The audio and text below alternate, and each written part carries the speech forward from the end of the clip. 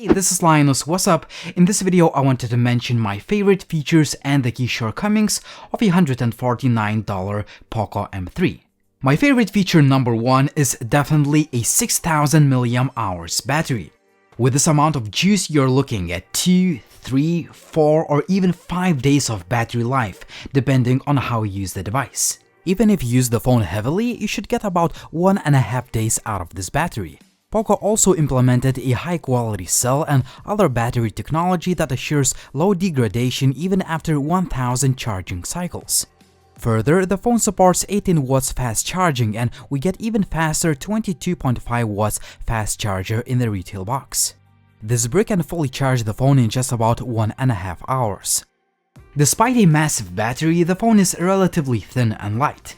That leads to another favorite feature: simple yet effective design. There are no premium materials in the construction of the phone, but that doesn't mean that the device is cheaply made.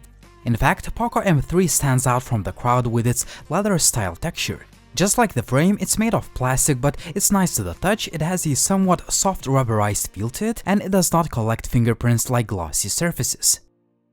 The build quality is excellent, there are no moving parts, the buttons are easy to reach, and overall, this phone feels solid in the hand. Part of the design, 6.53-inch display that I found to be pretty nice and sharp for everyday use, even though direct sunlight visibility could be better. The display is covered with Gorilla Glass 3 for protection. Another favorite feature: price to specs and performance ratio.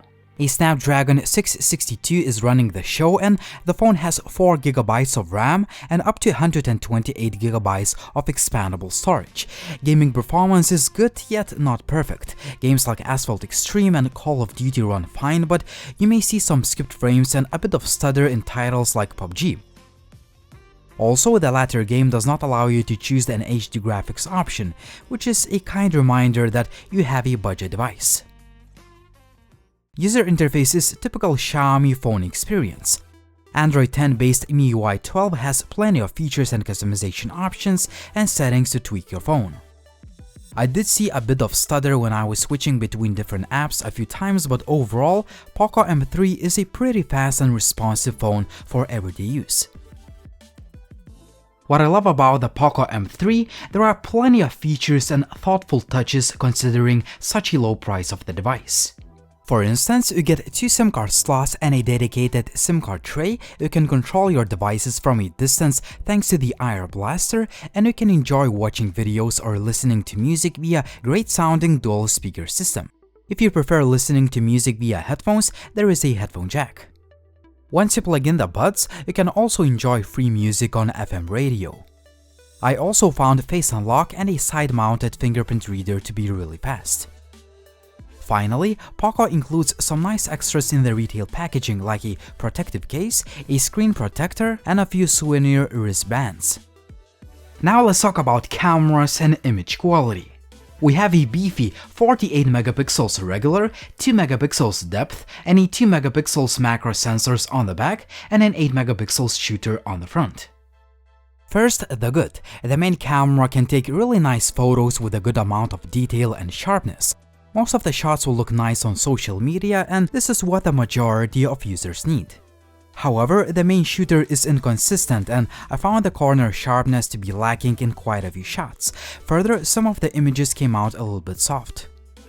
A dedicated night mode helps you take really nice pictures in low light situations, considering the price of the phone. My main gripe about the camera system is that it lacks the wide-angle shooter, meaning that you lose versatility and the ability to capture different perspectives of the scene.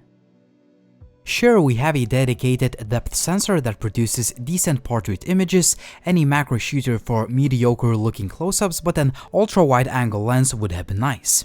On the other hand, it might be a little bit too much to ask for the price. A selfie shooter is pretty good, even though some of the shots could look sharper, but keep in mind that all of the selfies were taken on a dark and cloudy day. At night, you can take decent looking selfies, depending on the lighting situation. As for video, 1080p is the maximum resolution.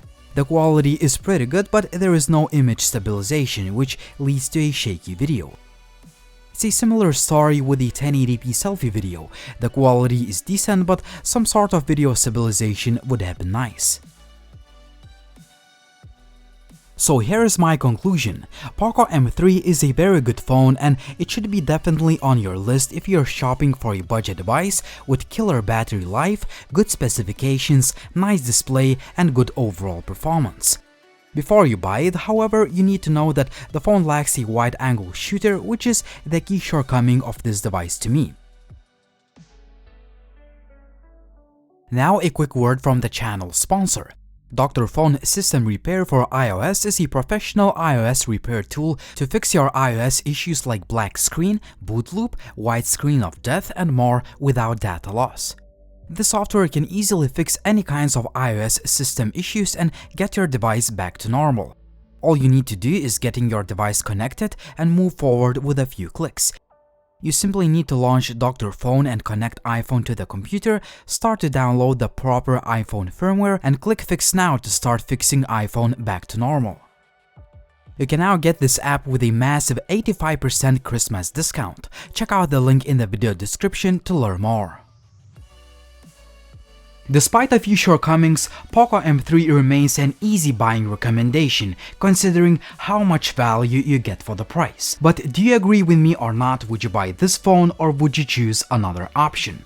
As always, like the video if you liked it, please subscribe to the channel if you haven't already, drop me a comment down below if you have any questions, and as always, it was Linus, thank you for watching and see you soon.